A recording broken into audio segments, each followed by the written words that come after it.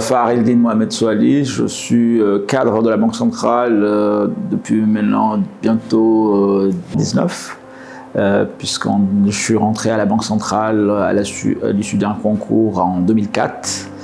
On est en 2023, ouais, ça fera bientôt août 2023. J'aurai bientôt 19 ans à la Banque centrale. J'ai un DESS d'économétrie bancaire et financière obtenu à Marseille, ex-Marseille 2.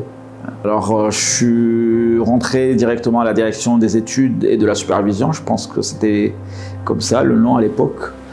Je suis rentré en tant que cadre au sein de cette direction.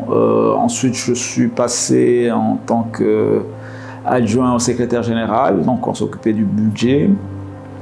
Je suis par la suite devenu directeur de la caisse et des opérations bancaires. Je suis passé à l'audit en tant que directeur du contrôle interne et de l'audit. Et puis depuis 2017, je suis directeur de la supervision bancaire ici à la Banque centrale des Comores. C'est une direction jeune, on va dire, puisqu'elle date de 2011. Parce que, comme je le disais tantôt, la direction avant, elle était rattachée à la direction des études, mais en 2011, il y a eu une réforme qui a séparé la direction des études avec la direction de la supervision bancaire.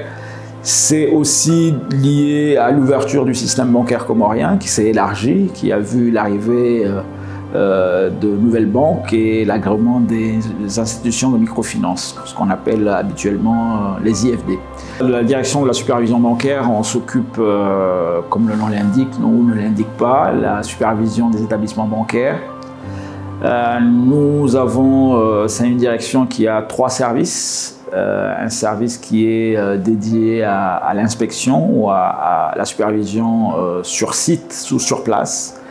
Il y a un service qui est dédié au contrôle permanent ou supervision sur place.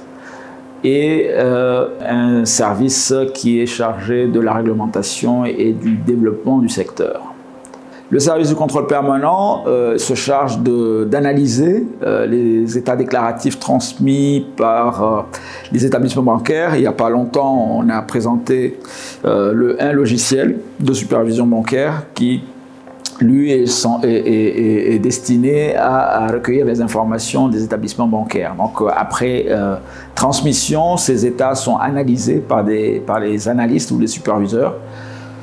À la suite de ces analyses, il y a une programmation qui est faite en général en début d'année pour les missions qui vont se faire, les missions sur place qui vont se faire tout au long de l'année auprès des établissements. Donc c'est là où intervient le service du contrôle sur place. Les agents de la Banque centrale, de la supervision bancaire vont directement auprès des établissements pour contrôler, vérifier si les informations transmises auprès de la Banque centrale étaient exactes ou même à l'initiative de la Banque centrale suite à des informations qu'elle aurait eues ou même dans le cadre du contrôle normal des activités. Vous savez que c'est une des missions de la Banque centrale, c'est de veiller à ce qu'il y ait une stabilité financière au sein de la place comorienne, donc ça fait partie donc de nos prérogatives. Le service de la réglementation, pour pouvoir contrôler, il faut un cadre, il faut des normes, et donc on se charge de mener les règles prudentielles à émettre. Donc le service de la réglementation se charge effectivement à faire des règlements de la Banque centrale ou même à aider les autorités pour toute initiative qui relève de la supervision bancaire, qui relève du contrôle bancaire. Nous sommes les conseillers du ministère des Finances dans le cadre de l'élaboration des différents textes de loi. Il n'y a pas si longtemps, en 2020, nous avons mené des travaux pour l'élaboration de la loi sur la résolution et le redressement des établissements bancaires en difficulté. Cette loi a d'ailleurs donné un pouvoir supplémentaire aujourd'hui à la Banque centrale qui est devenue désormais, en plus d'être une autorité de supervision, la Banque centrale est aujourd'hui aussi une autorité de résolution. C'est un nouveau pouvoir qui est aussi donné à la Banque centrale par les pouvoirs publics.